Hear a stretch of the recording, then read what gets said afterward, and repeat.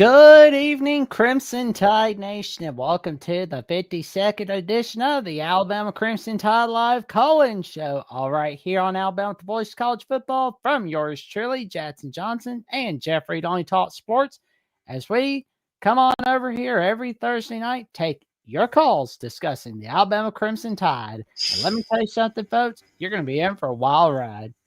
How you doing tonight, good buddy? Doing great, Jackson. I'm still excited about Alabama's great victory over the Georgia Bulldogs. Yet again, it's not a surprise, right? Like, we should just come to expect it. I mean, I all jokes aside, I mean, it was a great win. You know, I think a lot of people thought that this was finally where the tide was going to turn, pardon the pun. Georgia was going to get the win. Alabama's just fading to irrelevancy. Well, it just didn't happen. I'm more concerned about what Alabama does the rest of the year. We got to keep the same intensity up this week against Vandy, because if we don't and lose, and all that, goodwill goes away again. But this game against Georgia showcases what we all know to be true, that Alabama's still a good football team. They're still good. They still got a ton of talent. It's just about playing consistently well. If we can beat the Georgias of the world, even though Georgia's not as good right now, then we can beat almost anybody in the nation. On a good day, probably beat anybody in the nation still. So, yeah, Alabama was a great win. And, again, just think it's so funny that Caden all offseason was talking about Georgia's going to smack us around and eat that Bama meat. Well, it just didn't come to pass, Caden. I mean, No. Yeah, you might be crushing us, but we crushed those Bulldogs on Saturday. Yep. We taught the Bulldogs how to behave, as the fight song says.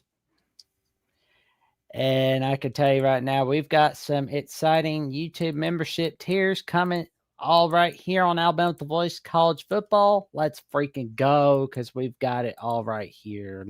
Here we go. Here we go. For $2.99 a month, you can become a Crimson Faithful member, where you'll have a loyalty badge next to your name in the comments and the live chat, and custom emojis to use in the comments and in the live chat. And you get member shout outs for each show. And for $4.99 a month, you can become a Save a Disciple, where you'll have priority replies to comments and access to a monthly hangout just by becoming a Save a Disciple. And you can hang out with yours truly, Jackson Johnson, Jeffrey Donnie Talk Sports, and Coach Smoke Hines. And for $9.99 a month, you can become a Bear Bryant legend by connecting on social media with each of us and give out content requests of any kind, neither rain nor sleet nor snow nor the miserable weather, including this terrible cold that's going to be coming our way. All right, here on Alabama Voice College Football, it's not going to stop us from fulfilling your content request. That I can promise you. But, before we get to, oh, man, I appreciate Alabama rolling. Happy birthday, Jackson. How was your birthday? Oh, it went very well. Got a Cloud 9 cake and got some steak and had some ice cream as well. Even had some cupcakes. You can't get any better than that, man. It sounds like a perfect birthday. Yeah. Well, I mean, and they had and ESPN decided it's a good idea to have Sean McDonough call the Guardians and the Tigers. I was like, yeah, that was a birthday present right there, when Sean McDonough threw out the puberty voice on Game 2 of the bottom of the 8th when the Guardians took the lead over the Tigers. I was like, somebody was like, oh, yeah. A&E's going to call Alabama Vanderbilt this Saturday. Like, oh, man. What? Nice. Oh, man. I must be getting some good karma. Oh, man. Good karma beats bad karma. Oh, great. But let's get to the merchandise of Alabama The Voice College Football. Oh, well, we'll reload that later. Let's get to our callers. We've got Alabama Richie to start off the show. How you doing tonight, good buddy? Hey, not too bad, you guys. Again, Jackson, happy birthday. Hope it was a great day for you. And then Jeffrey, great to see you guys. Was not surprised that we won between the hedges in Athens. I said that if the boys come out and play as well as we know they can play, brush off the Florida State loss, you'll be fine. A couple takes for me. I thought there was a great deal of a lot of emotion on the sideline. I think there was a lot of, guys that stepped up. The pregame speech by Ty Simpson was nice. Getting the guys involved. I saw a little bit of throwback Saban to that with some of it. The run game was strong. And I think that, now crickets, all the people that said that Ty wasn't good enough or there was no real run game from Florida State and DeBoer can't coach, crickets.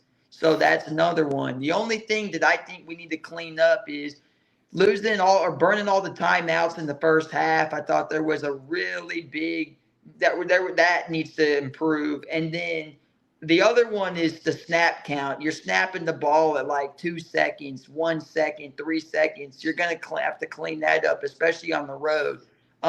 Some guy yesterday tried to tell me we're snapping the ball too quick, but I will say you're just going to have to clean that up. And then Grubb in the second half. You're running the ball up the middle, and I think Georgia figured it out.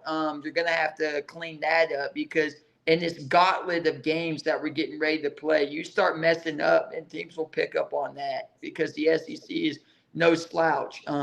So I thought that. The other side, I think Georgia it proves my point.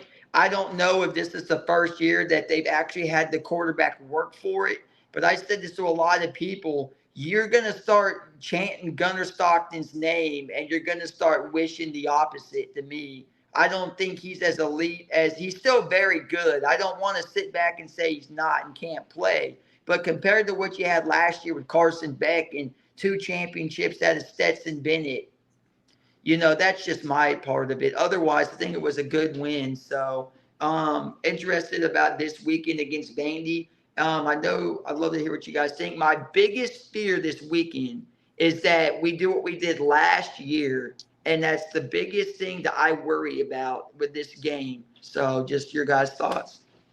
Well, honestly, Pavia is a better QB than Stockton, and I think it's going to show this Saturday. I think with Gunnar Stockton, I don't think he's elite either, but neither was Stetson Bennett or Carson Beck in my mind either. It's just the fact that those Georgia teams were better than this Georgia team. Your quarterback, look at Mac Jones right now. Mac Jones is playing great football in Brock Purdy's absence because the 49ers are a competent football team. When he was on the Patriots, you're not going to win and have great success at the quarterback position when your team is bad. And I'm not saying Georgia football is bad. I have to keep prefacing that because Georgia fans think that I'm saying that their team is trash. No, I'm not saying that. But compared to what they were 3 years ago, they're not as good. They just clearly are not as good all across the board. The O-line play is not as good. They don't have any dynamic running back. Receivers and tight ends are fine. Branch is he's fine. He's good. They're just not dynamic like they were. And Gunnar Stockton's having to play harder to do well than Stetson Bennett had it made. I know he made the throws. I know he did good. You can't just throw that away. I'm not one of those people to say that he was completely nothing. He was good, but the team he had around him made him what he was. And I don't think that can be denied. Georgia clearly is worse, and that is why we won.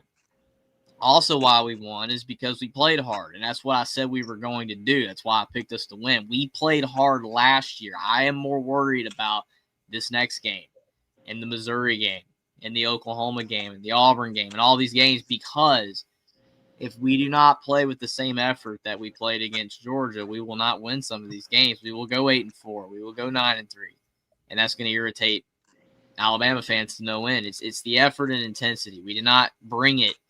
We did not bring an A-level game on a regular basis at all last year. And we already have one against Florida State. A lot of it was effort, especially defensive effort. We played very well against Georgia for the most part because of effort. The effort was there. You saw the sidelines. Even DeBoer was fired up.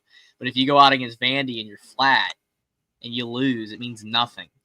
So I am worried about this game. People are just saying, "Oh, well, we're gonna blow out Vandy because we lost." That's not necessarily the case because what if we're like, "Hey, well, we beat Georgia. We could destroy." We already been through this. We beat Georgia last year, and when you turned around and you lost to just 4 just stupid games. The only game that was even somewhat excusable was Tennessee. Michigan should have beaten them. Oklahoma, Vandy should have beaten them. There's just no reason to lose those games. We were significantly better than all those teams. And we're significantly better than Vandy right now. But we still could lose because it's an effort problem. I am worried about the effort because our team is still one of the 10 most talented in the country. That's not even a question. That's why we're literally in the odds, like the 5th or 6th best odds to make the playoffs and up there to win the championship. We're still high in the odds because people know that the talent's there. It's just the consistency from us that has hurt us so far in the DeBoer era. And that's got to go away, or we're going to have the same problems this year as we had last year. Yeah, absolutely. You know, one thing I said too, and Godfather listened to my TikTok last night that I did, the live I did, the jury's out on Diego Pavia. You have film on the guy to be able to stop the guy. The matter is the effort. How much effort you're at home. Your game day's there. You know what's at stake. You have the chance to beat a 5-0 team who, I've said it before, Vandy's playing, but they've got to play, if that makes any sense. Meaning this is your legacy game because Pavia has the chance to beat Bama 2 years in a row. On the one hand, Bama doesn't want to lose 2 years in a row because the calls that people are going to get on I'll give you examples. What they'll say on First Take with Stephen A., what they'll say on the Feinbaum calls in. All those things are going to be, oh, well, it's back to square one. Bam, they can't win the games they're supposed to win. And you're not going to walk Vandy. That's the delusion that people had last night on the show. Was the comments were, you're going to walk this team. It's not the same team. I got news for you. Vandy's 5-0 for a reason. There's a reason why it's a legacy game for both teams. Because, and I want to see what you guys think on this. After this Georgia game, everybody said Ty Simpson deserves to be in the Heisman conversation. I was like, look, he played an outstanding game. But you've got to play outstanding in a gauntlet of football. You've got to play good in a gauntlet of games where the defense is going to be elite. Vandy's not going to lighten up. If Pavia somehow, if we lose to Vandy and Pavia gets the win, his odds will shoot up. So that's my biggest concern is what kind of team is going to show up this weekend. Because the only good news, and I'm a realistic guy, so we get it at home, and I think Ty Simpson has the chance to do his thing. So, yeah, I mean, Ty Simpson being in the Heisman conversation is a bit silly, I would say. But at the same time, it's because the expectations for the supposed Heisman frontrunners at the beginning of the season have not panned. A lot of the people, a lot of the quarterbacks, because it is a quarterback award practically, that were thought to be really good coming into the season have not delivered. I mean, the only quarterback that I guess had expectations in the preseason that have delivered, unless my mind's slipping right now, I guess is Carson Beck. I mean, he's pretty much, I guess, outdone expectations, and he's in the race. But like the Klubniks and the Allers and the Nussmeyers, no. None of them are doing anything special at all. This guy has been warning everybody about Nussmeier. Nussmeier is overrated. It's just, it is what it is. He's been overrated. He always will be overrated, in my opinion, until he proves something. He hasn't proved anything. All I keep hearing people, oh, the Ole Miss game. I don't care about the Ole Miss game. Arch Manning should have never been hyped up to begin with. It's his name. He needed to prove that he was good. He had flaws in high school. He throws off his back foot a lot. He's not sharp. No. Arch Manning was hyped up because of name only. At least Nussmeier, Klubnik, and Aller were hyped up for experience and, I guess, flashes. And because there was no one else to hype. Because Alabama and Ohio State and Georgia had quarterbacks that were not proven and ready yet to be in that conversation. So now you've got a race between Dante Moore, who has completely revitalized his career. I don't know if you want to say revitalized. Like, the guy's just come out of nowhere finally. He's finally it's just when living you leave up. UCLA, your career gets better. He's finally living up to his expectations that were set for him out of high school. And yes, UCLA, good move to leave. I thought he was going to rot at Oregon, but hey, he's finally getting his shot and he's doing well. So good for Dante Moore. Mendoza's been good in Indiana. Jeremiah Smith at Ohio Jean State because Mateer. it's Jeremiah Smith. Mateer got hurt, but Mateer was killing it Yeah. before the injury. And I guess Beck and maybe Simpson. There's just not a lot there. I mean, as great as Mendoza has been, I mean, is he Heisman material? We'll see the rest of the year. I would say no, but I mean, he's in the conversation because somebody's got to be there. There really just hasn't been a whole lot of anything among the big names. I mean, Dante Moore's been good, but the fact he's the favorite kind of suggests that it's a weak running right now for it. So that's why Simpson's in the conversation. To people's point about Vandy not playing anybody and that they're trash and all that, I mean, was Vandy all that good last year? We still lost to him. I think that's a negative attitude to have. Because if we have that attitude as fans, that could carry to the team. The team cannot have that attitude. It doesn't matter if Vandy gave up 35 to Utah State. It doesn't matter if Vandy's beat nobody, if you count South Carolina and Virginia Tech as nobody. We cannot overlook Vanderbilt. There's no reason to. Game day's there. They're ranked. I thought there was no way in the world. Guest picker. I thought there was no way in the world that we would do what we did against Florida State, where we just flat out didn't show up, especially on defense, with Castellanos running his mouth. Never would have thought that. We've got the world, basically. Miami, Florida State lost Sean. This is the game of the week, basically. And if we don't show up for a game like this and lose, that's just pathetic. After you win, that would be some Florida type stuff right there. We don't want to be Florida. We don't want to be that team. We get one good win and then we just choke it all away. That type stuff. You don't want to do that. Agreed. Well, Richie, anything else you got for us tonight, good buddy? I got one more for you and see what you think. Ryan Williams right now, question marks right now on his game. A lot of people have told me they'd put him at number 3 on the depth chart for us. A delusion, would you say? Because I heard, I don't know if you guys remember him. He was our player personnel at Bama 2015, 16. My guy's Tyler Siskey. Then he got the gig at Ole Miss. He said the same thing. AJ McCarron said it because they go on together. I talked to them a lot. Love those guys to death. They said they would put him at number 3 right now. And they even alluded to I would bench Ryan this week. And he said because if as high as your expectations are, you're catching the ball with your chest and you haven't really shown what you did last year. So just any thoughts on Ryan Williams? Comments on 3rd on the chart, and that's all I really have. Ooh. I'll let you go first, Jackson. Brian Williams 3rd in the chart. I'm just kind of like, anybody putting him 3rd, they're just gonna have to watch him more. My take on that is that, I mean, it's a cop-out answer because, you know, you can say that about any of us making takes. Yeah, I make takes all the time Garrett Nussmeier is infinitely a better quarterback than me because I'm not a quarterback. I don't play football. So it's like me talking trash towards Nussmeier. Is it fair? No, because he's way better than me. I'm just as a, you know, person critiquing, you know, on YouTube is what we do here, you know, as fans and media personality, you know, we're critiquing these players, and it's like, okay, he's not lived up to expectations for me, especially what people said.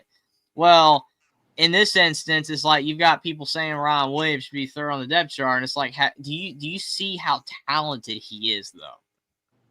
The things that Ryan Williams can do.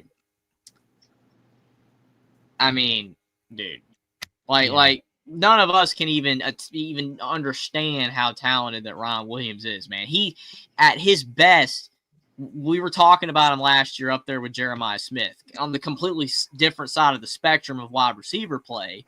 But Jeremiah Smith, the most complete receiver, and then Ryan Williams is the most electric highlight play, just insanity. You don't know what's going to happen type stuff. And even this year, he's been playing bad. You still get those flashes. I mean, he had that one play where he did that like move where he went back and just bolted to the end zone. He's still giving you those flashes. I do think there's something mental though.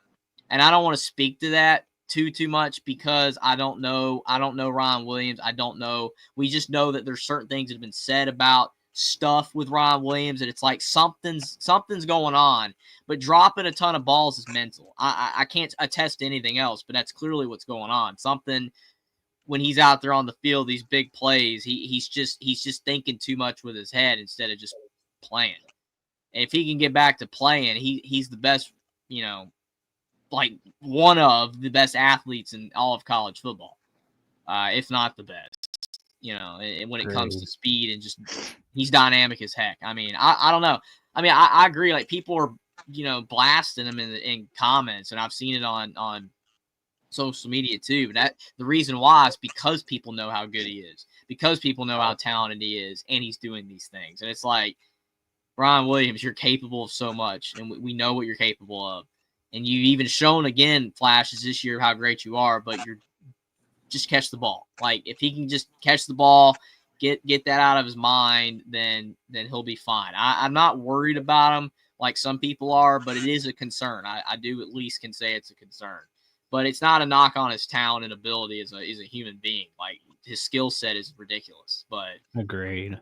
Yeah, he's not third on the depth chart. No. I just was curious your take on that and sum it up. I've met Ryan before. I met him at the Arkansas basketball game 2 years ago when we won in double overtime. I know what he brings to the table. So other than that, I think he'll be fine. But you're exactly right. The mental is there. So, but that's all I really had for you guys. Thank you all for having me as always. I'll be back next week if you allow me to come. Absolutely, Alabama Rich. Appreciate you for coming on, and definitely can't wait to talk to you next week for sure. Absolutely. And real quick, Godfather, always love getting up with you, brother. You guys make sure you get a Voice of College Football Bama hat. Gonna get a shirt here soon, and we'll be back. Caden, keep on chirping, brother, because we're gonna prove you wrong. There you go.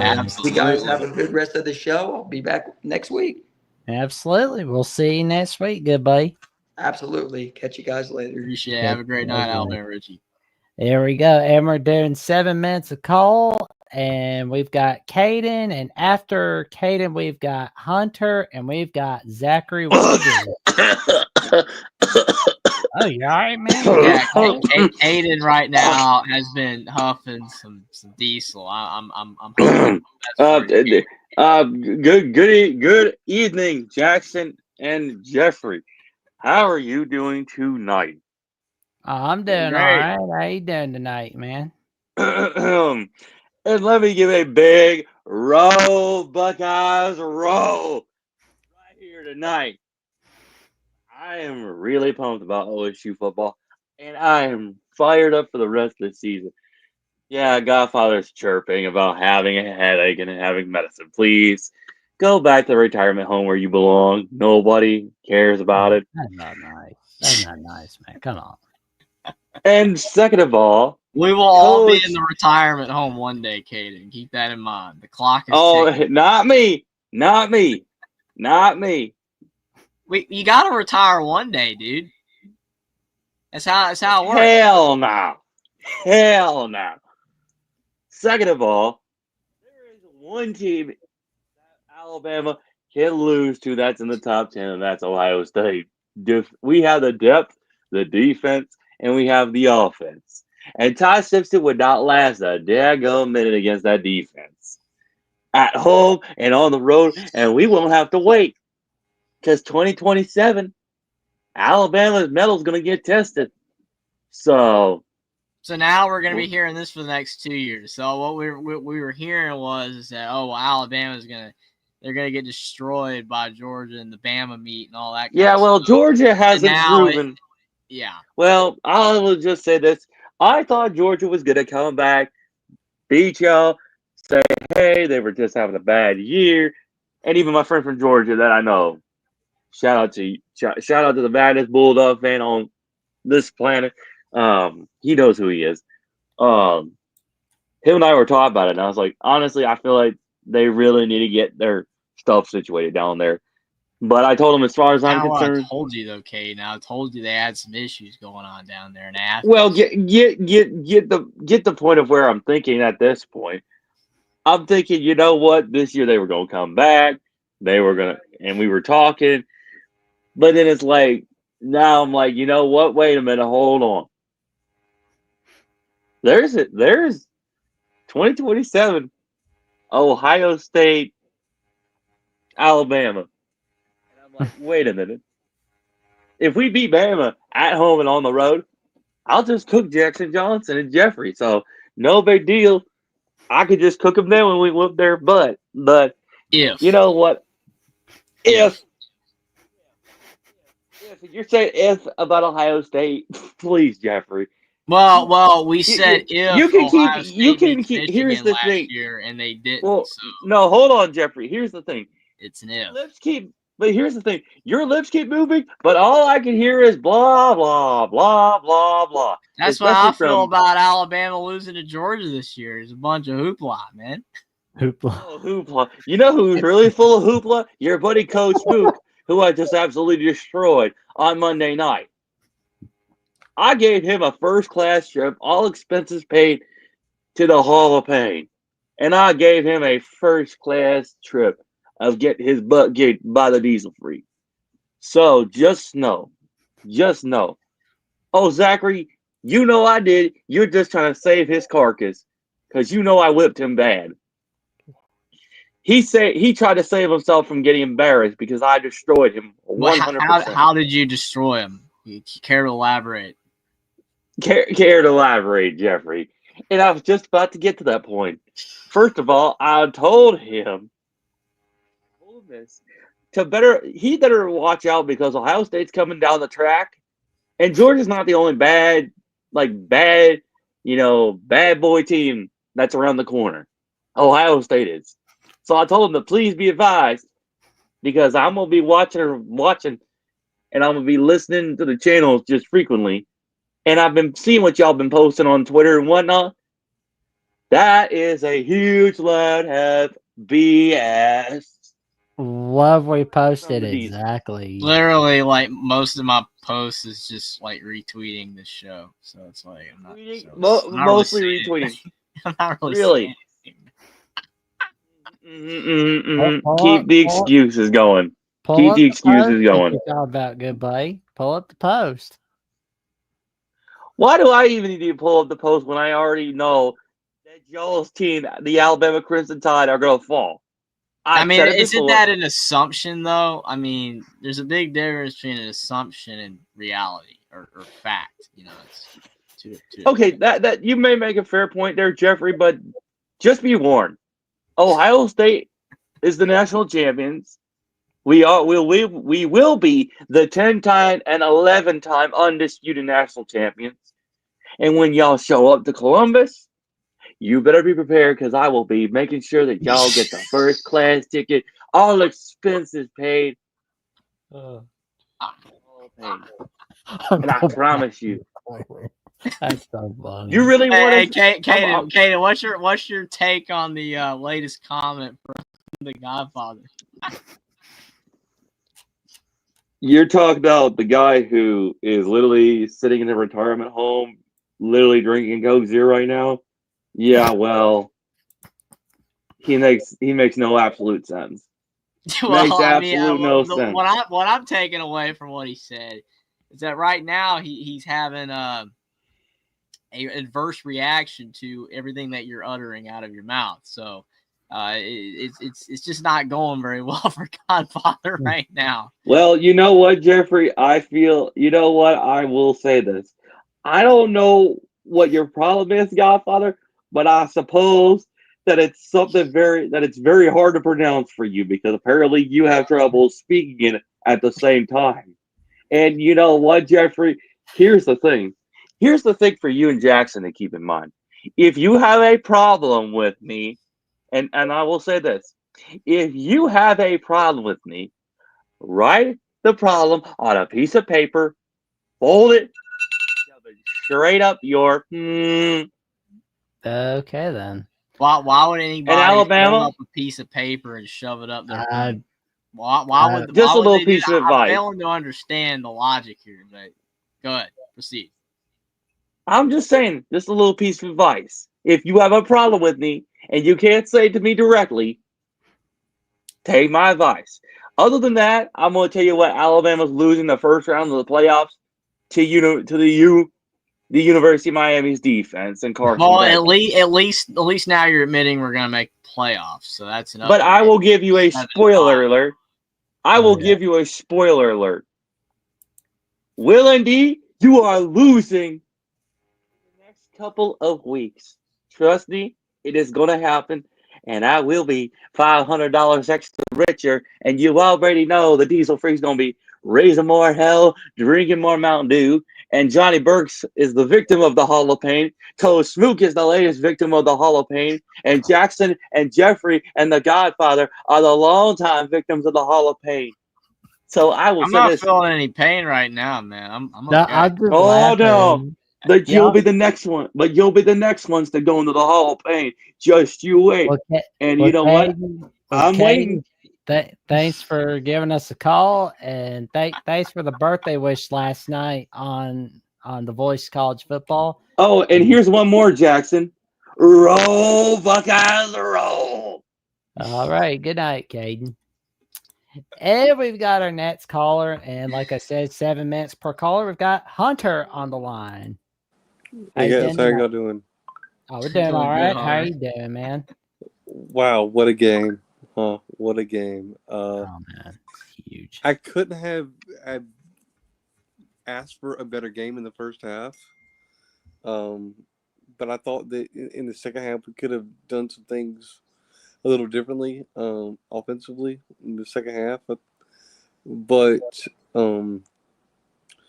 you know, everybody's talking about Ryan Williams and you know the drop, but he really made up for it in the fourth quarter. On that one pass down the sideline that he went down. He got us, you know, more than the first down. I think it was like 15 yards on that catch. You know, defense, you know, played, you know, great. Obviously, then, you know, the best we played all year. You know, I just thought that game was, you know, about as good of a game, good of a game as we could have asked for, given the environment and the circumstances in which the game was. I think the thing that impressed me the most about the game was the fact that we didn't score in the second half and we still won. So, I mean, the defense clamped down and got us the win. Because, I mean, last year we were up big and then we collapsed and let, you know, Georgia come all the way back and take the lead. And then Ryan Williams' antics and we somehow survived. But this year it was completely different. Like, we started out well, we built the lead, and then, you know, we didn't score again, and that's where the offensive issues and type stuff. But, like, our defense, it held them down, which was so important. Because if they didn't do that, then we don't win that game. Even vintage Saban teams, it was about defense. You know, we would win games 14-7 early in his tenure in the late 2000s, early 2010s. I mean, they were not high-scoring games. People just look at, like, oh, you know, you put up, you know, 42 points and give up 28, that's good. Well, sometimes it's about defense, and I think our defense clamping down really was the big key. I mean, obviously it was the offense getting the lead in the first place, but the defense really held them down. The only thing we could have done better, we gave up a lot of yards on the ground to Georgia, but we bent, but we did not break, and that was the main key to me. Right. Well, you know, and the thing is, this is a team sport, and there's going to be games where the offense is gonna cause us to win, and there's going to be games where the defense is going to cause us to win. And you know that's the part of this, you know, being a two-sided, you know, team, you know, sport is, you know, there's going to be times where, you know, either side of the ball is might win you the game, and but you know, I mean, even though we didn't score in the second half, I thought there was some drives there that showed some positive, you know, things. That if we just execute a little bit better, then you know we'll make them plays in the long run. You know, we got to do better, a little bit better. You know, I don't know if this is due to the scheme or to the offensive line, but we got to figure out a way to get some more production, you know, in the run game. and that's the thing that I want to see. I've seen something a little bit different every week this season, where we came out and done something a little bit better. And let's see if that this week, if they go into this game, have an emphasis on running the ball a little bit better. Because I think that Kalen, the coaching staff knows that. I mean, we're not the only ones that see that. And so, let's see if we can get some some more production. Let me ask you all about this. And this is this is my thing, not just in this game, but in college football as a whole. So the targeting penalty that happened in the game. Here's my thing with the targeting rule. I understand why it's in place, but I think in situations like that, to me, that is a football move. That is not a target.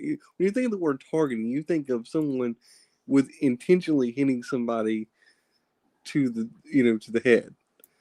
I think there should be two penalties, classifications of penalties. Kind of like in basketball, if you have like a fraudulent 1 and a fraudulent 2, type penalty. I think it should be a penalty, but that type of play should only be maybe a 10-yard penalty. I don't think that should be an ejectable penalty, because when he was making that play, he wasn't trying to hit him in the head. It just, his momentum and his body just into making that tackle, just happened to hit him in the head. And I think that's the problem with the targeting rule as a whole. Is it's just not fairly executed rule to where it is fair for the players. I mean, that's absolutely fair. I mean, people look at like the block charge call in college basketball as a broken call, but it's like, hey, I mean, the refs are inconsistent with it, but I mean, at least I guess 65, 70% of the time it makes sense what they call. With targeting, it's never. I mean, I've seen guys get completely obliterated, just crown of the helmet to crown of the helmet, and there's no targeting. And then I see guys like barely get hit at all, and it's targeting. It was worse like 2, 3, 4 years ago, where literally guys were getting ejected for like nothing. Absolutely nothing. Like there was just these weak baby hits that, and they were ejecting these guys. Now it's like it's almost the reverse again, where it's like they were kind of letting them get away with everything. But then every now and then you get a targeting call like that where it's like, no, I mean, yeah, he rammed him, whatever, but it's like he didn't even hit him in the head. No. Which I thought was literally the whole point of the rule, was about helmet-to-helmet contact. I did not think it was hitting a guy in the chest, even though you hit with your helmet. What's the point of having a helmet then? I mean, I don't know. Like, to me, the call is so inconsistently done. That is what makes it bad. I do agree there should be a targeting 1, targeting 2. I've never agreed with having just, oh my gosh, you have a target and you're ejected, because there are different levels of severity when it comes to hits. There are just guys should be gone. The hit's so bad, get them out of the game. And then there are hits that are not great, but don't eject the guy. And then some of it's just football. And that to me was football. I'm with you on that. But the targeting call is just so ineffectively and just it's miscalled all over the place by so many different officials that's what makes the rule so trash for me. Well, I wouldn't have even been mad at the call if they would have called a penalty on when the guy jumped head first into the pile and trying to knock, then I wouldn't have been mad about the penalty. But that's when it made me mad. It was like, okay, you're going to call that targeting, but you're not going to call him jumping head first into the pile, targeting. That's the inconsistency. Now, I don't know if y'all will remember this or not, but I remember the 2015 season when Alabama had what was his name? He was a defensive back. His first name was Tony. I can't remember what his last name was off the top of my head. But he got a targeting penalty, and it was like obvious, like he intentionally struck the guy in the head. And I think it was against Missouri that year. Oh yeah. And Nick Saban got all on him. Matter of fact, I don't even think he played for like 3 more games because he was intent.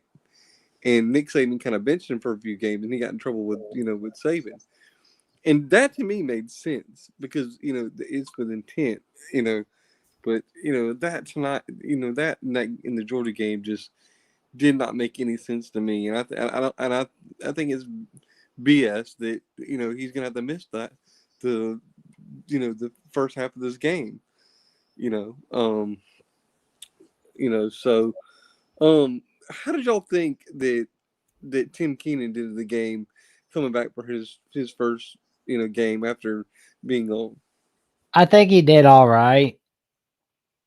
I think he did just fine. And I think we definitely need him against Vanderbilt and Missouri and Tennessee in the coming weeks.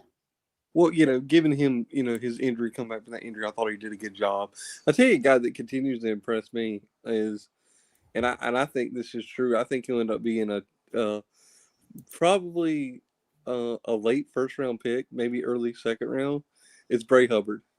Yeah. That kid's just playing, he's played at a different level since that Florida State game where he got caught, moping around during the Florida State game. He's played with his hair on fire, and so that's the thing. Everybody's talking about this being not letting this game be not letting what happened last year at Vanderbilt happen again this year. I think that this team, I think the mental makeup of this team is a little bit different. I think since that Florida State game, I think this team's shown the ability to week in and week out after that Florida State loss to stay focused and stay locked in. And I think Kalen DeBoer has got this team in a mental space to where they can because if any game was going to be a letdown spot, it was going to be the Georgia game.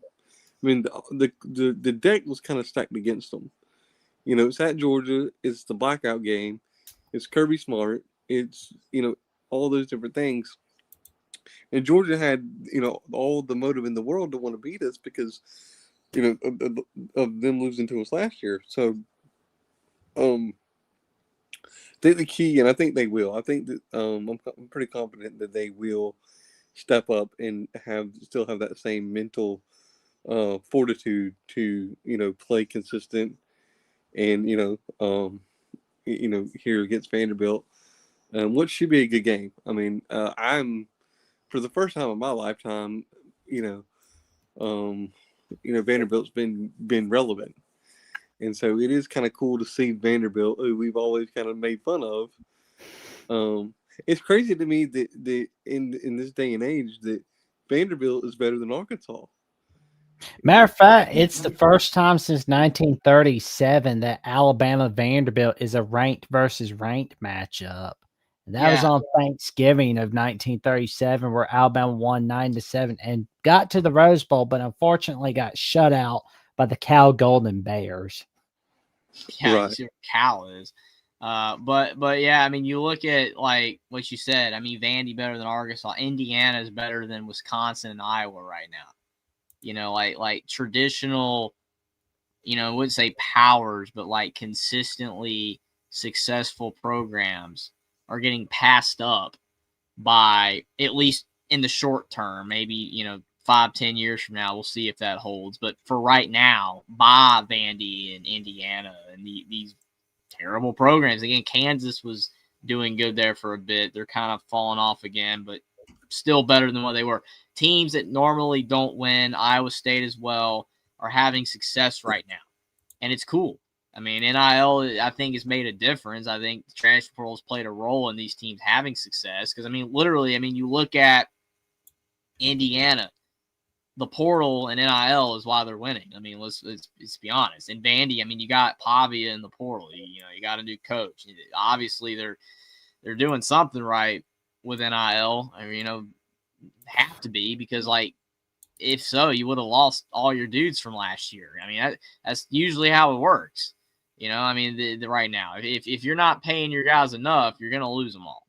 But it's like they're benefiting from this right now, and it's cool. I think it's cool. I mean, I don't like a lot of the changes college football has been making lately, but I will say that this is a positive change, at least again for the short term. We'll see if it holds true for the long term. That teams that normally never had a pulse and you always beat 60-0 are kind of having their little moment right now. It's kind of cool. Right. Well, I got one more thing for you. It's kind of an interesting question. I was talking about with somebody about this week, and kind of going to get y'all's answer on this. What is y'all's favorite Nick Saban team? Mine is 09. What about you, Jeffrey? Well, I mean, that's tough because of the fact that, I mean, 09 was the first year that they did it, right? You know, that they got really good. I was like 5, so, you know, watching it live, I barely remember it. I've seen the replays and how, I mean, I watched it, but I was running around as a little kid, not really processing stuff very well. I don't know. That's honestly tough. I mean, I like the quartet teams, man. You know, the receivers were just so freaking fun. I also like the smash mouth years of Lacey and Yeldon and Derrick Henry.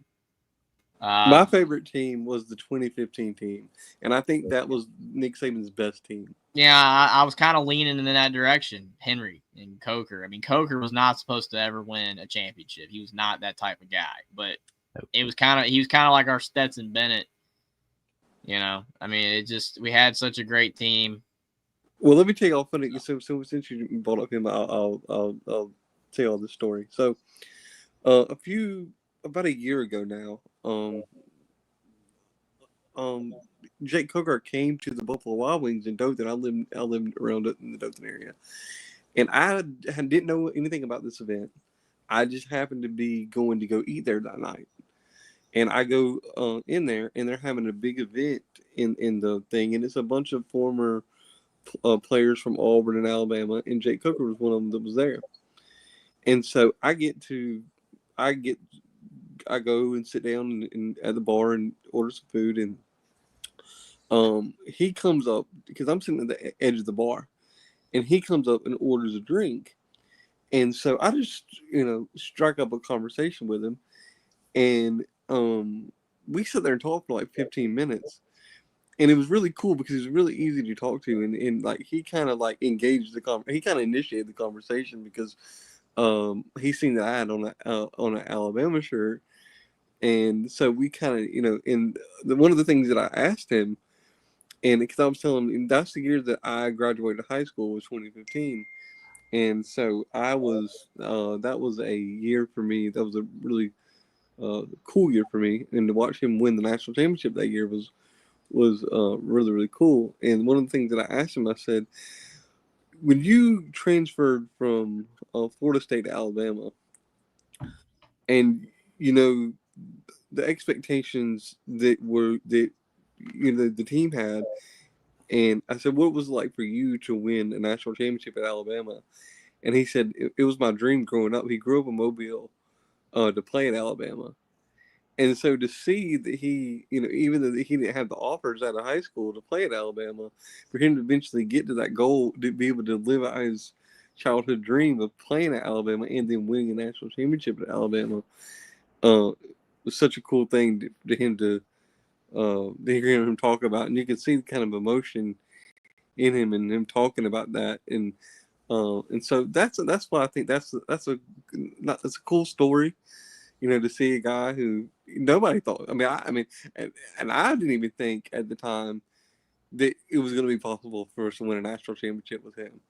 But he played so good that year that he was able to get to that, to live out his childhood dream. And I just think that's it's one of the cooler, one of the coolest conversations I've ever got to have with with an Alabama player.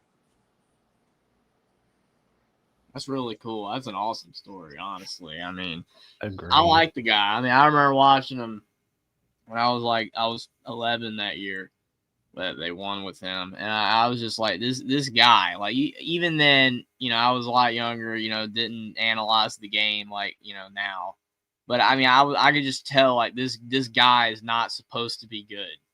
Like in the way that he was performing, you could just tell, and.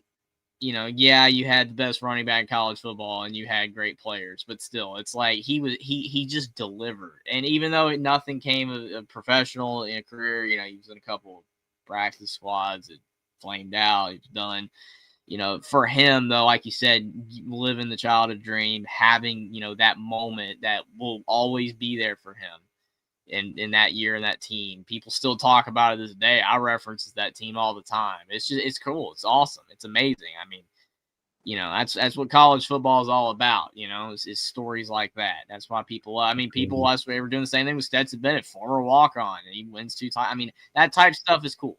It is. It's cool, and I think people, that's why I'm still shocked that so many people are hating on IU and Vandy because they're underdog stories having success. I mean, it's kind of weird, but typically people like that type of stuff. An underdog, a hardworking competitor that no one thinks is going to do a thing that has great success. Usually, people like that type of stuff. They make movies about it all the time. Pull at the heartstrings. It's pretty There cool. you go. That's awesome. Well, Go Hunter, back and watch the Ole Miss game that year, and that's when I think the tide. I don't like to use the term, but the tide seemed to turn for him in that year. Was when he during that Ole Miss after that Ole Miss game. I think he gained the confidence after that game to be able to put that team on that run, to be able to to have the confidence to play the way that he did the rest of the year, and hopefully ended in the championship win. But that's one of the games the pivotal games of that season. I will forever. I mean, I know I'm a little bit older than you, but I will forever remember being a high school senior that year and watching that season, and it's just, to me, for multiple reasons, it's one of the best college. The 2020 team, you could probably argue, is probably more talented as far as raw talent, but I think that team, that 2015 team, they just had a different. They just had a different attitude. They played pissed off. That defense played pissed off. They played that that physical style defense that when you think of Nick Saban defenses, that 2015 team was the epitome of a Nick Saban defense. But yeah. All right, guys. Well, it was good talking to y'all again, and we'll talk to y'all next week after this Vandy game. absolutely. We'll see you next week, good buddy. Appreciate you for coming on. Absolutely. See y'all. And we've got Zachary Wilges on the line. Afterwards, we've got Godfather of the SEC and Austin. How you doing tonight, good buddy? I'm doing good. How are you? Are you and Jeffrey doing, Jackson? Oh, we're doing all right. Just staying Good. busy and keeping things rocking and rolling. Oh What's yeah, on your mind tonight, me man? too. Yes, I was proud of the boys being able to, even though we was held to no points in the second half at Georgia, still hang on, and our defense played not necessarily well, but played well enough to pull off that game. And but yeah, and I mean the offensive line played great that game. I mean, Caden Proctor was playing like finally playing like he was first round talent.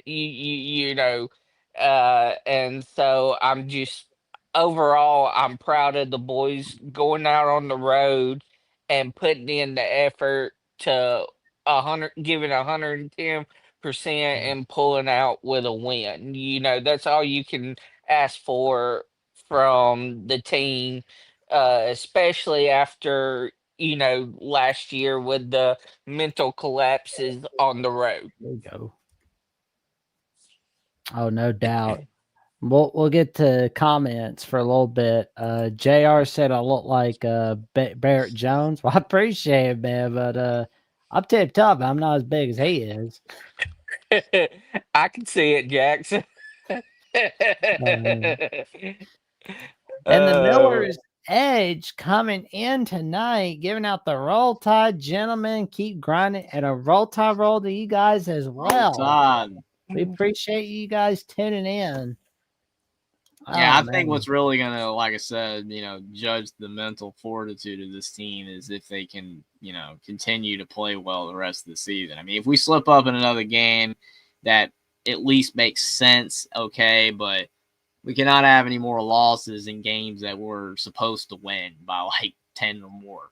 Those Right. type of losses we suffered last year are just ridiculous. They were terrible performances because, like we had all the road losses. People chalked it up to that. But I still think it was more so it's just lacking the mental ability to treat every opponent the same way in a way that Saban was able to get out of the players. He was able to push the buttons of being hey, we're playing the Citadel, we're playing. Everybody wants to meme the 10-10 Citadel thing, but then we beat them by 50 in the second half. It's like every game Nick Saban was like, doesn't matter who it is, don't overlook this team, and we typically never did. Wasn't Right. perfect, but no team's perfect, no matter who your coach or players are.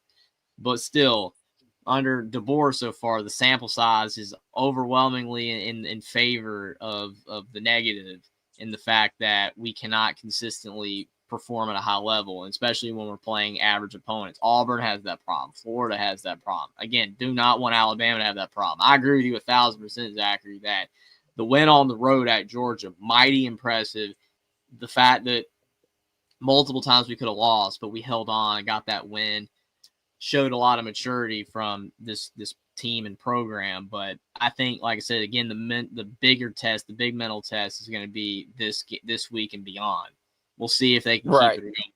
Because, like I said, if they lose this Saturday, I'm telling you, no one's even going to care about that Georgia game. Sad as it is, nobody's going to even be thinking about that anymore. It's going to be like, here we go again.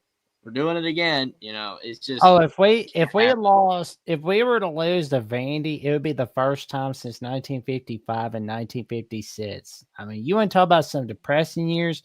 The J.G. Whitworth years from 1955 to 1957 were depressing. Like, oh my God, like that was just pure on stage 5 depression right sometimes there. you need some darkness to get to the light, right? I mean, that Oh, was a little rough Right. patch there, but thankfully it wasn't long. no. Right. And Mama called. That was Bear Bryant. I agree. And I think this year's team and the board too, I have seen a mentality change throughout the whole program since the Florida State loss, to where I think we can pull out and dominate this game like we need to. And especially with it being a home game, I mean, am I saying Vandy can't come out and still beat us? If we play our game, Vandy ain't winning. Yeah. But it their style of offense does give us trouble. And with you got to look at the sample size. All they got to do is look at what Florida State done and rinse and repeat, and it could be the same thing. Or we could or we could grow and take a step and shut it down. We don't know, but I feel like if Kane Womack can call a game similar to how he did last year against Vandy, but instead of us missing tackles, we make those tackles, it'll be a completely different ball game. Yeah, I agree with that. I agree with that, Zachary. I mean, to me, when you look at, as you mentioned, style of offense that gives us trouble, the Jackson Arnold Oklahoma game, the Tommy Castellanos Florida State game, that type of problem with the quarterback run and that type of offense, all we have to do is overcome that, make Pavia become a passer on 3rd and long. Just like in those other games, if we had done that, I think you're going to see cracks with Vanderbilt. Because when you Hmm. take away a running quarterback who is not I'm not saying he's not a good passer, but not like an elite passer. You take away that running ability, you take away, those type of plays and force them to throw. That's when the mistakes happen. Right. I hate to say it, but similar to what Oklahoma did to Miro last year, they took his legs away and made him become a passer in that Mm-hmm. game, and he couldn't do it. You know. Absolutely. I mean, Jalen Milroe ran all over LSU. All LSU had to do was just stop letting them run, and they would have had a shot maybe. But they didn't. They just let them run all over. But other teams did not. And when Jalen Milroe was forced to sit back there and try to win the game with his arm, and his arm alone, then yeah, it did not turn out very well. So we didn't definitely want to admit it as Alabama fans, but that was definitely a major problem for us. But yeah, it's effort. I mean, I do agree. I mean, that's why when I'm remembering that Vandy game and going back and watching it a few times, it was effort. I mean, we could have beat Vandy easily last year, but we didn't. We just didn't play well enough. Right. Didn't play hard enough. And again, no reason or excuse for that to be the case this year with game day in town and Vandy being ranked and they beat us last year. And Theo Vaughn being the guest picker for Alabama Vandy. There's just no reason not to show up and play an A+ game. There's no reason. Yep. And Johnny Menzel being on the sideline for Vandy, which is ridiculous in my opinion. That why come to the Alabama Vandy game? You're Vandy. It wasn't your school. Why? I think Manziel should just go back to the Burtcast podcast where Burt Kreischer runs his mouth about stupid stuff. Yeah. He should just go do that. Well, all right, Zachary, anything else you got for us tonight, good buddy?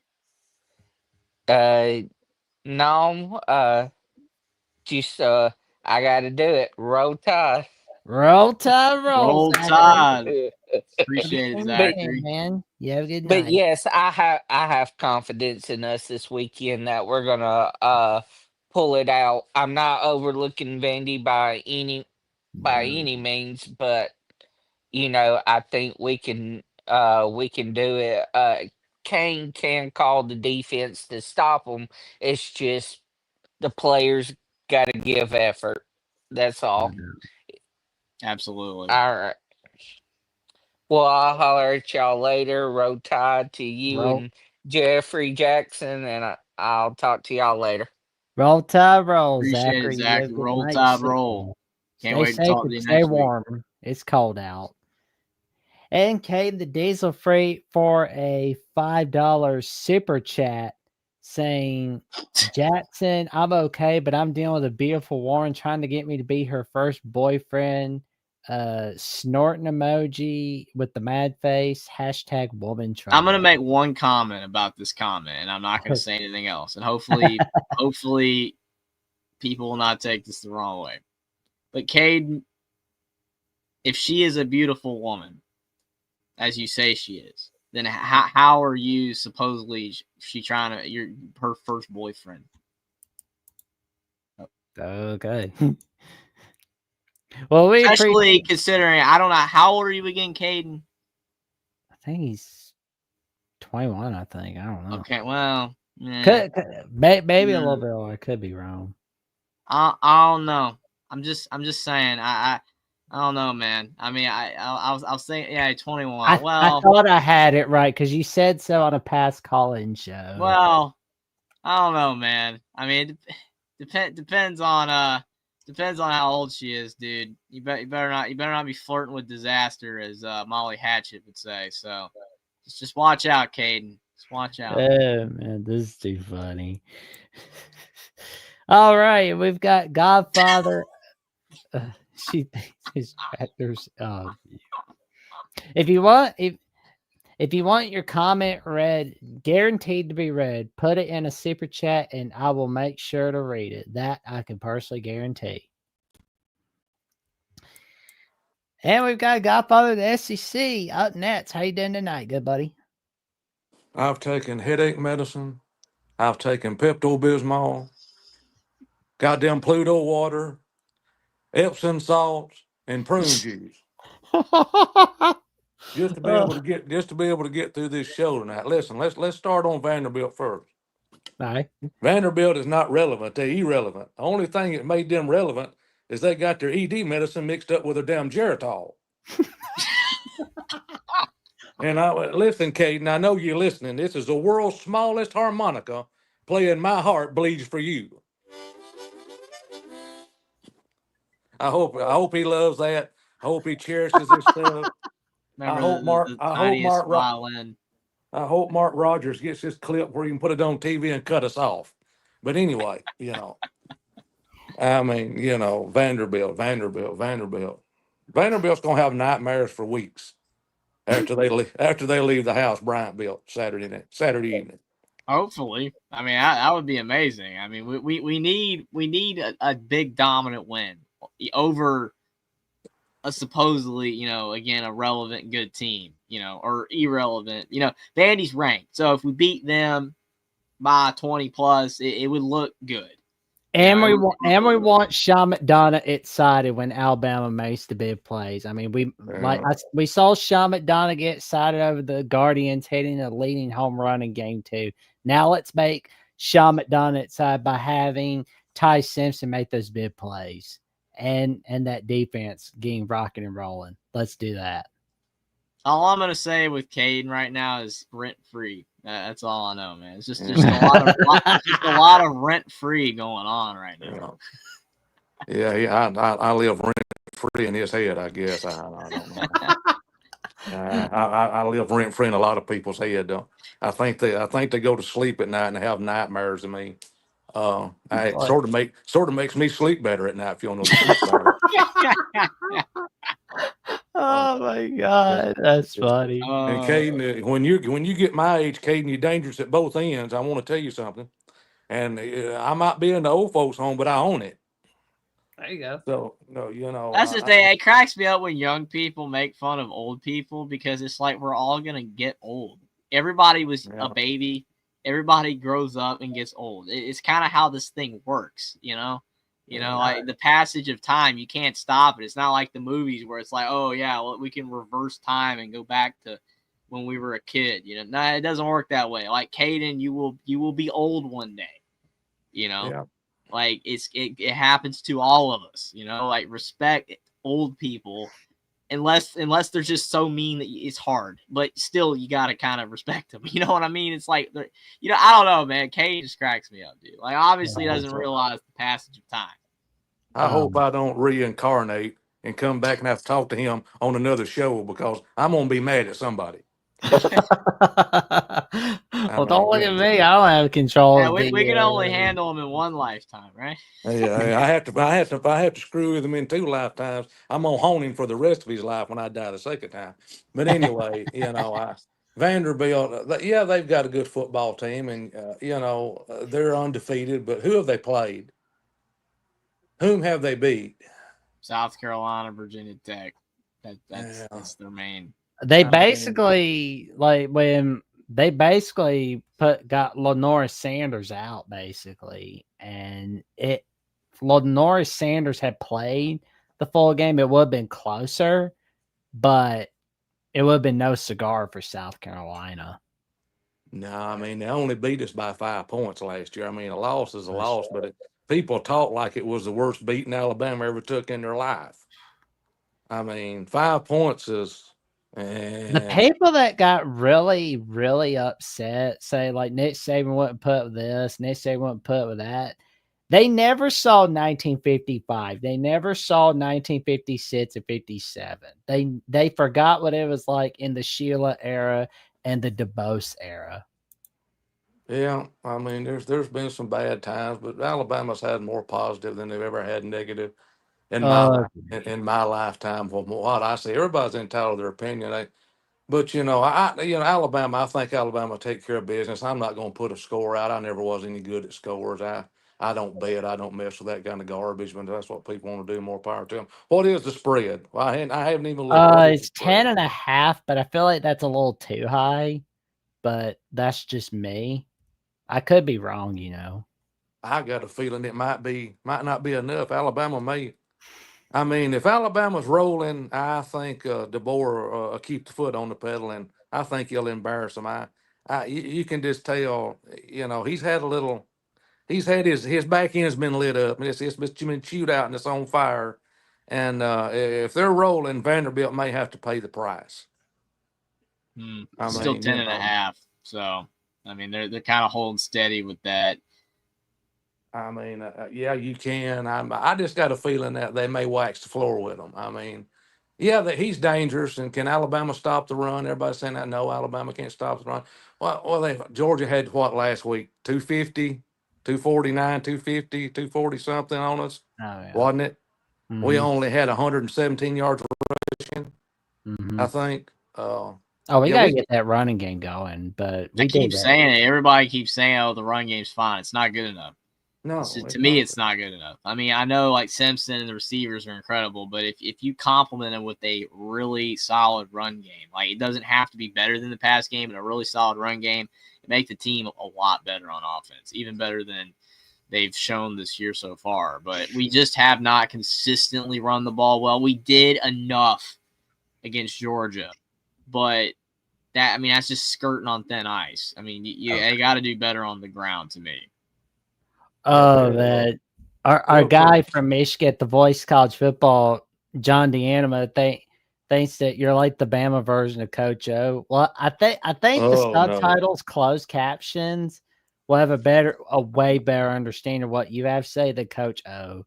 Because like Coach O's like oh, no, I'm gonna have sandwich, and the closed captioning guys are Yeah, I understand you Godfather a lot better than Coach O, but appreciate John Deanimo for being here. But Coach O was his voice was rough sometimes. I used to do a Coach O imitation on TDA. Ask Stephen Smith about that. Oh, that's Stephen M. Smith. There we go. Stephen M. Smith will tell you that and laugh. I guarantee you will. Yeah. Roll Tide, roll, yeah. I'd call in Stephen. We used to have a lot of fun on that show. But anyway, I'm gonna get off here. You guys do a great job. I just have a feeling. I'm just really not worried about Vanderbilt. I never have been worried about Vanderbilt. They've never beat Alabama but once in my lifetime.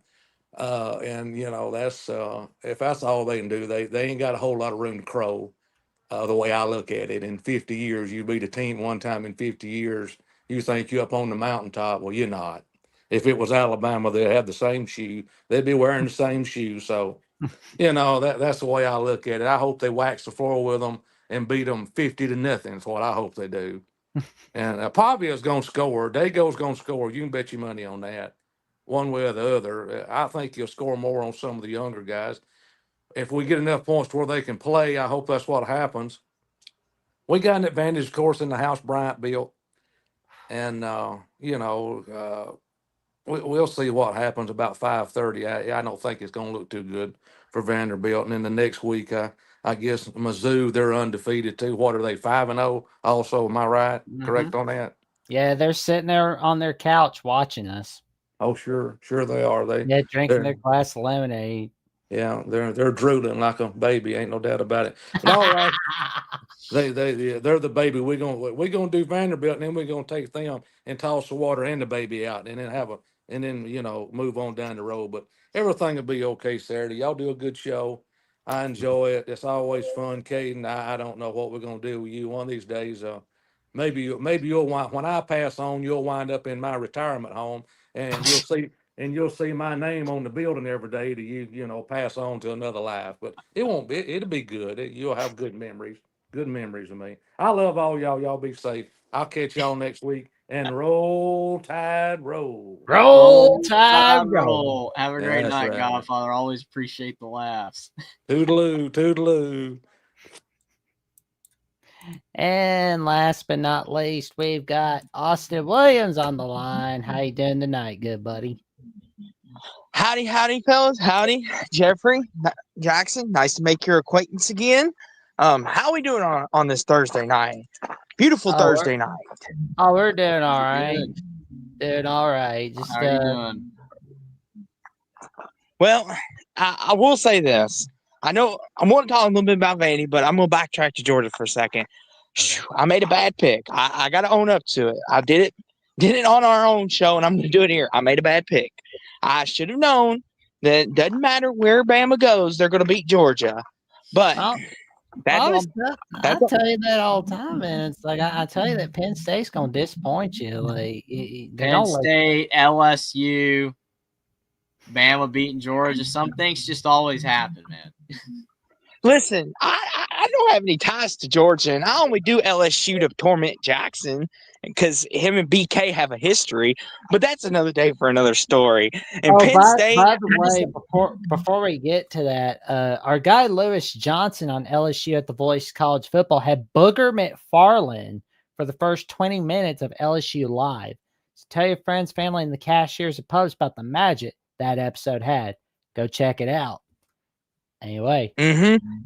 Go check it out. I will definitely make sure to ask Mr. Lewis about that tomorrow night. Spoiler alert. Oh man, tell them that we at the Voice College Football said happy 46th anniversary at ESPN to the Swami.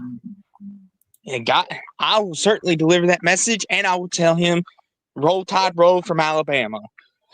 But in anywho, I read something today, and I want to get y'all's opinion on it. That 3rd down and 5 call, the one that won y'all the game, risky play, right? I think we all can agree it's one of them. If Bama doesn't get it and Georgia goes down and ties it or wins it, we're having a different discussion right now. We all can agree to that, right? Yeah. Okay. And the reason why I bring that up is because there was on the College Game Day podcast, they were talking about that, and they brought this up, and I thought this was interesting. I want to hear your all's opinion on it.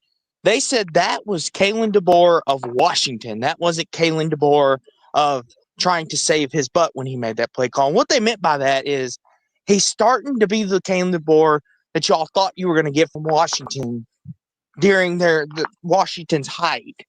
And do you all think that's what it is? Do you think now that he's in year 2, he's starting to say, okay, I know I'm in Alabama, but I'm still Kalen DeBoer. I'm still going to do me. And this is what you brought me here for. Do you think that that's part of it? Do you think he's finally embracing his Washington side and bringing it to Bama now instead of playing scared? I mean, that black hoodie does a lot of confidence. I mean, I would say that it's highly probable. I mean, the longer that you're in a role, the more comfortable theoretically you're supposed to get. You gain confidence being in a position. If things are not going well, then your confidence is wrecked. But the thing is that DeBoer is not in a fireable position right now. As much as everybody wanted him gone after the Oklahoma loss and the Michigan Bowl loss and the Vandy loss and the Florida State loss, DeBoer's not going anywhere right now. He's not even close to being in trouble for that. So it's like it's year 2. Program is his. He's got the tools. He's got the players. Just time to figure it out. DeBoer can gain confidence with more wins like that and sustaining it for the rest of the season. And I believe if he can get the players to play hard the rest of the season and they at least go 10-2, then DeBoer will be in fine shape for the future because we're recruiting like crazy. And the longer he's at Alabama, yes, the more comfortable he is going to get to be himself. It's kind of hard to be yourself when you're nervous and you're not comfortable in your role. So hopefully that's maybe what is starting to happen, but still kind of time will tell. Mm-hmm. And what I want to say, too, is, listen, I'll be honest with y'all. When he made that call to throw the pass, I was like, I'm one of those guys. I'm like, let's run the ball. They had no timeouts, I do believe. I was like, run the ball and punt it and trust your defense. But I give him credit. Like I told Jackson, I'm going to tell everyone here, I don't get paid the big bucks to make this decision. Like, none of us do. We could criticize it all we want, but DeBoer rolled the dice and it worked in his favor. And it's one of them. If he hadn't gotten it, we'd be sitting here having a whole nother conversation. People would be throwing the baby out with the bathwater, as Jackson says. But to Vandy week though, since this is what we're talking about. I want to say this: if Alabama comes out sloppy and does not bring the Alabama that we know they can be, and Vandy scores first or gets a turnover, look out, guys, because here comes Vandy. They feed off that because they went into South Carolina, they scored first, and then got a turnover on them, and then all of a sudden you've seen their confidence grow. And that there has to be urgency. DeBoer has to preach urgency. You cannot let Vandy get confident, because if you do, that's how they beat you. Would you all agree with that? Oh, yeah. I mean, I agree. I think in any game, it's important to, get a lead or, score first. I mean, obviously it didn't matter against Florida State because we scored first and still lost. But I do think in this instance, because of the type team that we're dealing with, if Vanderbilt scores a touchdown first and then gets a turnover on top of it, you're taking Bryant Denny out of it. It's kind of like Clemson against Syracuse. Like when Syracuse just kept building that lead, Death Valley went quiet. I mean, and the crowd was not helpful anymore. So, I mean, obviously Clemson's pretty garbage right now, but still, it's like it can be the same thing. If we get the crowd rolling, it's going to be very tough for Vandy to even concentrate. And what I want to say to this too is, and believe it or not, guys, I know there's no I in team, but Diego Pavia, he is the guy. He is what spearheads this all. As crazy as we all are, he spearheads this all. He's the guy that brings the juice. He brings the confidence. So if he's on the sideline and they see him demoralized, that takes the whole team with him. Like, it's crazy to think that one player brings either the whole morale up or down, but that's what Pavia is for Vandy. Like, if Ty Simpson's demoralized, the whole team doesn't fall with him. They're just like, okay, Ty's a little demoralized, but we'll go to the run game or we'll do this. As Vandy, it's the exact opposite. If Pavia is confident, the whole team's confident. If Pavia is down, the whole team goes down. And I think that's important to realize. And the running back, Cedric Alexander, I don't know how much you've seen on him, either one of you, but he's a really talented running back. I think he has a chance to be a day 2 guy in the NFL draft. He's good when he goes. But what do y'all think about that? What I just said. Agreed. Yeah, I agree. What about you, Jeffrey? Vanderbilt is not a bad team. Like people saying that they're terrible, all that kind of stuff. I mean, they don't have uber talented guys like Georgia does and Alabama does and Texas does and LSU and all that. But I mean, they've got good players with chips on their shoulders. It's just a good situation that happened, getting Pavia in the portal or, the coaching staff, like all that's working out. Just everything came together to make Vandy what it is right now. I don't know if it's sustainable or not next year and beyond. Only time will tell there. But, I mean, this is a good football team. They're not a great team, but this is a good football team. I think a lot of people just, want to say Vandy's trash because it's Vandy, kind of like had the same thing with Indiana. But, I think we do got to give credit where credit's due, with Vanderbilt, that they are a good team. That they're not just Pavia. They have other good players. I mean, again, the talent gap is still pretty wide, though, which is where the misconception is that, hey, Bama should completely destroy them. Because, again, by all actuality, we should have completely destroyed them last year, but we didn't. So football doesn't always go the way you think it's going to go. So we can't just, look at Pavia and say that's it. I mean, they have good players. We're significantly better than them. That doesn't mean we're going to win if we don't play well. And do both of you, 2 more questions, and then I'll head on out for the night. How do y'all feel about Clark Lee? Do y'all think he's a good head coach, or do you think it's more of the players he's got around him lifting him up at Vandy? Because we've seen this scenario a couple different times. Jackson, I know we've talked about it. Jeffrey, we've talked about it. And I'm sure the chat could think of some. But it just seems like a lot of people are doubting whether or not he's a good head coach or not. What's y'all's take on that? Go ahead, Jackson. I didn't mean to cut you off. Sorry about that. I think you're right. It's a little bit of the players lift him up, and I think he is a great coach. Because I mean, like, the first 3 years sucked, right? But he's building, building, building. That 4th year last season, they go 7-6, pretty good year. And then Vandy's basically having their best start ever. Now, can they continue that momentum? Can they surprise plenty of people by finishing in the top 4 of the SEC? I mean, nobody suggested they're going to the ACC. That's not happening. But can they finish in the top 4 of the SEC to the point where they can get into the playoffs? That's going to be the question there. I think they can. I think they got a good enough team, and their schedule's not bad. What do you think, Jeffrey? How do you feel on Clark Lee? The thing is that when it comes to evaluating whether a coach is good, I mean, people, got to realize, like, hey, Nick Saban, best coach of all time, but he also had great players. He had great staffs. That kind of goes hand in hand. Like, I had a conversation with somebody last year. I think it was Adam Lamparello, our Rutgers, the Voice of College Football host, about Cignetti and whether he's good or not. And because Adam was making a point, well, it's his staff.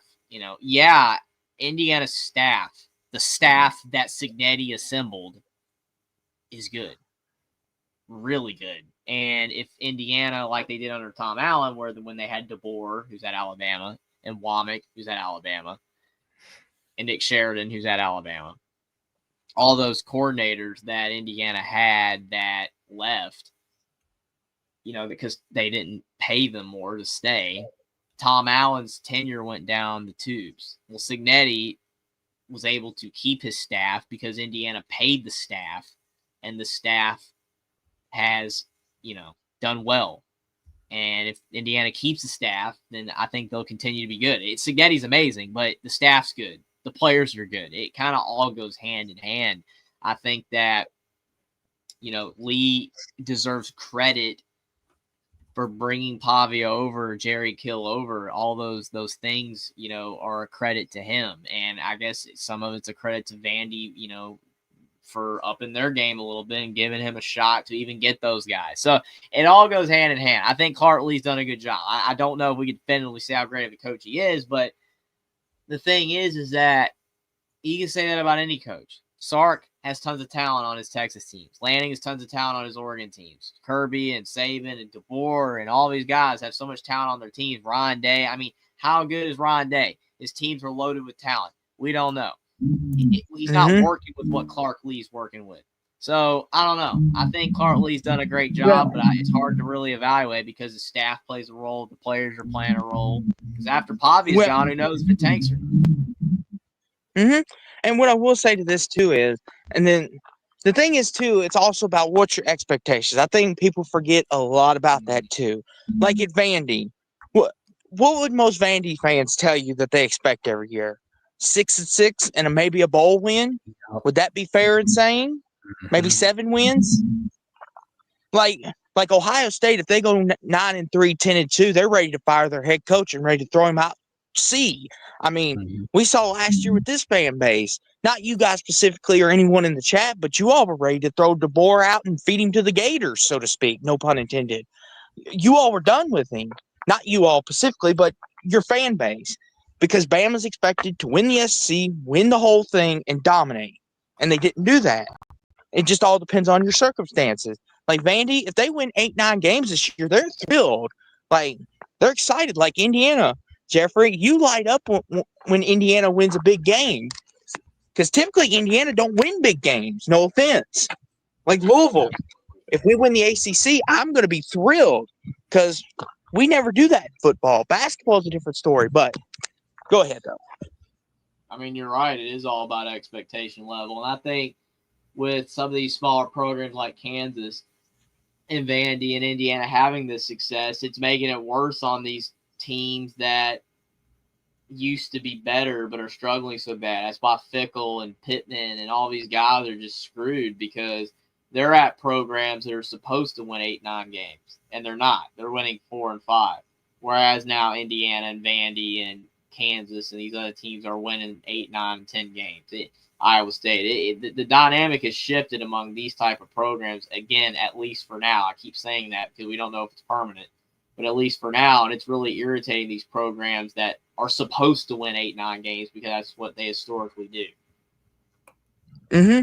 And I will say this, and last question I have for y'all, and they kind of coincide.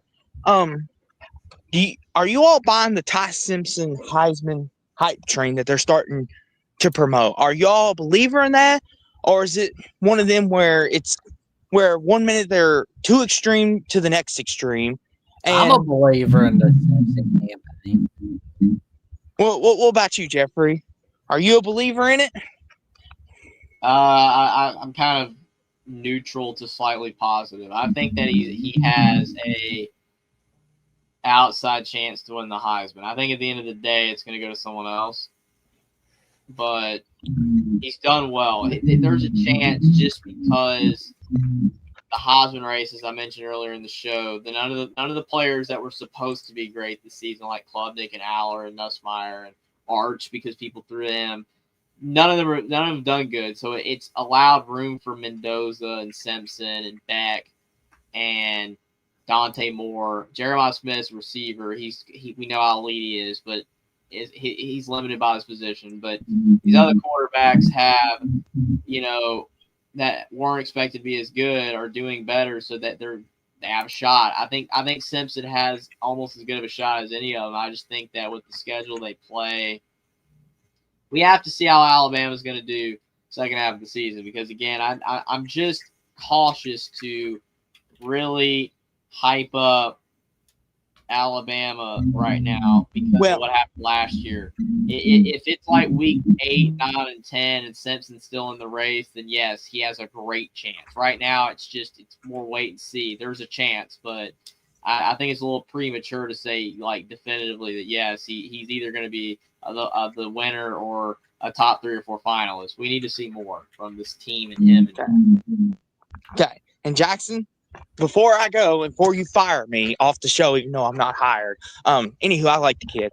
Ryan Williams, is this just a sophomore slump, or is this something we need to be concerned about? Because he had the good game against Wisconsin, but he was kind of a non-factor against Georgia. Like he had his moments, but he didn't. Like, is this just a sophomore slump, or is there something wrong with him? Like, I'm getting a little concerned. We're almost quarter away through the year, and he's yet to pop off the page. I think it's a little bit both. It could be that, but I think he'll get it under control. He'll get it figured out. He'll quit dropping those passes.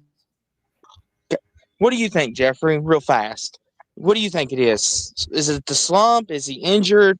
Like, because he hasn't popped off the page yet, or his defense has finally figured him out in year 2? I mean, I think that a lot of it is, it's mental.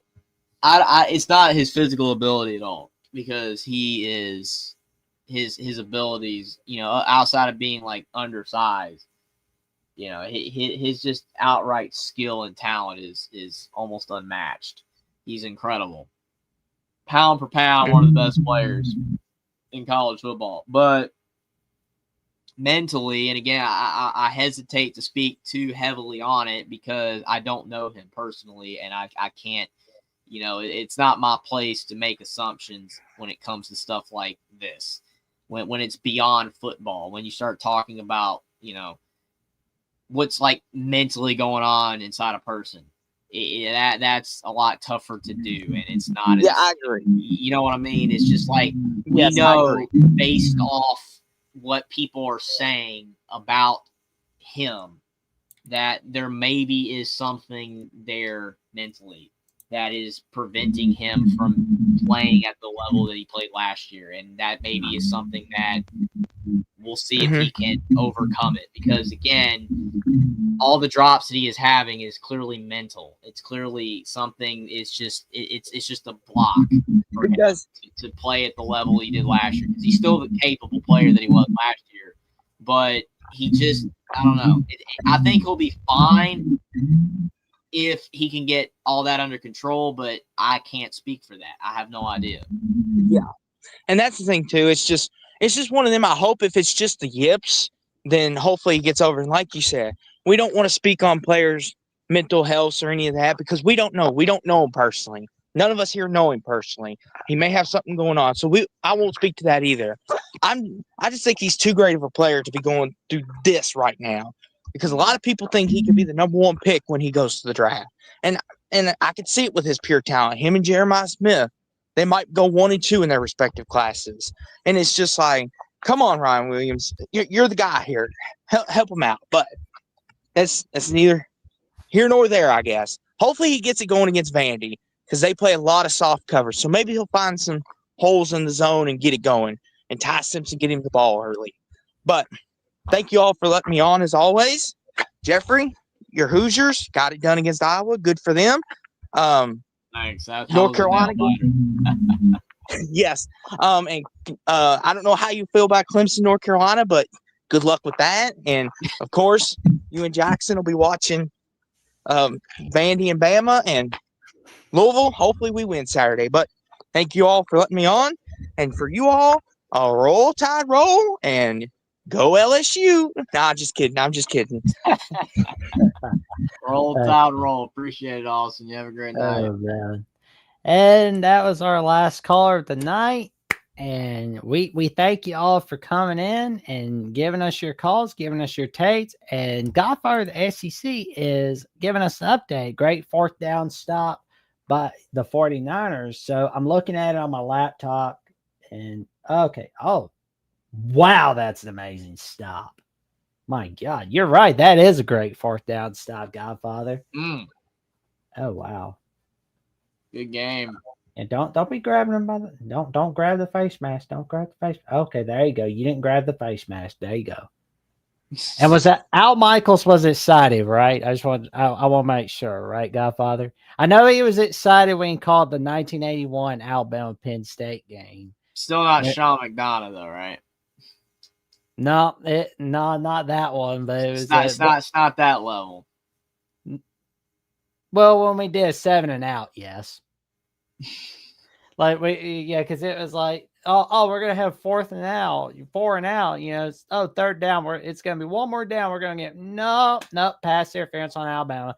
So we're gonna get them, and then it's no touchdown for you on first down. Second down, nope. Third down, nope.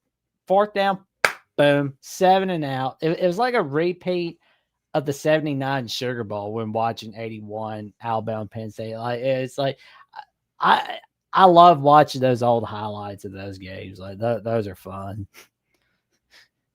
Oh man. But Jeffrey, you got some wild adventures this week, good buddy. You had some college football predictions. You got some NFL predictions, but before we tell everybody about your NFL predictions, what was your prediction on the Niners Rams? I picked the Rams. Oh, that side gave it away. Yeah, I picked the Rams. Fran won. Good for San Fran. I don't know, man. I mean, the Rams have been playing well. They were at home, but, you win some, you lose some. It's all good. But starting off the NFL's Week 5 slate 0-1. But I am 40-25 on my picks overall this season, so I'm doing there you go. At least over 60%. It's not too bad, not too shabby. Consider how tough the NFL is to predict week over week. You never know what's going to happen, but definitely I did my NFL predictions earlier today. Got the first game wrong, but I got my other 13 games. If you want to see what my thoughts were on those other games, definitely appreciate if you check it out if you are an NFL fan. I also have my college football predictions early in the week without Will and D, unfortunately. Aww. Hopefully we'll be back with Will and D next week. We get our schedules to align, but I did earlier this week predicting every major. I didn't do every game, but I did all the major games for week 6. Definitely appreciate if you check that out as well, and subscribe to Only Talk Sports if you haven't already. My YouTube channel definitely would appreciate it as I'm getting closer and closer to 3,000 subs. Appreciate all the support. Also follow me on X or Twitter if you haven't already for sports news and updates when I'm going live and other sports news. But most importantly, subscribe to Alabama, the voice of college football. without your support. We couldn't do this without you guys. We appreciate it. And yeah, I mean, definitely win or lose, we will be here talking Alabama football with you guys, breaking it all down. So we appreciate it. There he goes. Tell your friends, family, and the cashiers at Publix about the magic that Jeffrey's creating all right here on Only Talk Sports, where he talks sports every single day, or at least he tries to, especially with those college football predictions and NFL predictions he's got. And tune in after the Alabama Vanderbilt postgame show, where a few hours after that, Jeffrey will be going live. I bet we're gonna have another exciting show from Jeffrey and friends on Only Talk Sports after all the games have completed. Definitely the plan. Hopefully, Jackson. I appreciate it. Oh, you're welcome, man. It's great television. I mean, you get the voice college football, you got Only Talk Sports, and you got the late night game as well. So it's like that's great television right there. Fantastic Saturday night. Gotta love it. I love Saturday nights. Appreciate it. There we everybody. go. Great show tonight for the Godfather. Thank you, Godfather. Number one finger. We appreciate, man. Slit 420 coming in saying Vandy will be an easy win for y'all. But when the Vols come Tuscaloosa, beat y'all like we did last year. Well, yeah, you haven't beaten us in Tuscaloosa since 03, which was the dark ages of the internet. So we'll definitely wait and see about that, good buddy. Only time will tell, Slick. Oh, man. Oh, man, that's funny. But, of course, I've been keeping busy on the Jacksonian. I've had the last two episodes, I had Sonny Burma, where we discussed a lot about the Fighting Illini, the Chicago Bears, and we talked a little bit about the NFL as well. A little bit about college football, no doubt about it. And we also had Chris Drew talking about the Major League Baseball playoffs, the Ohio State Buckeyes, all of it, all right there on episode 80. By the way, I appreciate the repost, good buddy. So, you're very welcome, Jackson. Definitely. I mean, you've been cranking them out on the Jacksonian. Fantastic episodes. I mean, you want variety, like tons of different hosts, tons of different conversations among all sports. Jackson's episodes on the Jacksonian are for you, man. I mean, he does a great job with those. Oh, man. Thanks, man. We're getting it all rocking and rolling. And tomorrow, I'll be filming with Alex Dono of Locked On Canes, Locked On ACC, where we discuss whether this year is the year for the Miami Hurricanes. Can they get it done against the Florida State Seminoles? Tune in to find out. And for more updates on the Jacksonian, Alabama with the Voice College Football, and how long the Feinbaum show is going to last due to certain things going on. They did say don't ask Feinbaum about certain things on the show. They never said you can't talk about his certain things on other shows. So, hey, just exploit the free real estate loophole. But for more updates on the Feinbaum calls, the Jacksonian, Alabama with Voice College Football, check me on Jats VOCFB on @/Twitter and on Instagram and Threads, Jats Johnson 543-908. And with that being said, we wish y'all a happy Thursday night. And we wish you all a good night. Like, comment, subscribe, click on the notification bell so you never miss no video or episode whatsoever. And we will see y'all after the conclusion of Alabama Vanderbilt or close to it. 6 p.m. Central Time, 7 p.m. Eastern Time. Could be a little later, could be a little early. You never know. But we will definitely be seeing y'all on Saturday. And roll Tide.